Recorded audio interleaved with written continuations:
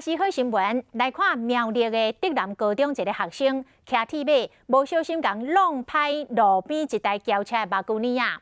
这高中生真惊真紧张，但是也是真负责任，留一张纸条啊回信里，搁写家己的电话，请车主甲伊联络。这车主看到纸条啊，气就消一半咯。伊搁学了这个学生勇敢负责，叫伊免赔咯。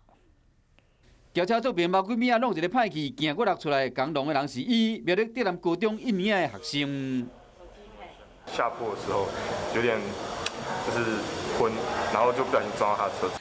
但地位讲，因为较晚困，过顶天起床的时无啥精神，骑脚踏车上课的时无注意到，就讲弄歹去。当时嘛真紧张，抑过伊无逃走，是写字条甲回信的，搁有写家己的电话。就是觉得说撞到别人车子本来就应该要留下自己的资料，然后跟他。 就是看车子主要没有事，然后看要不要赔偿。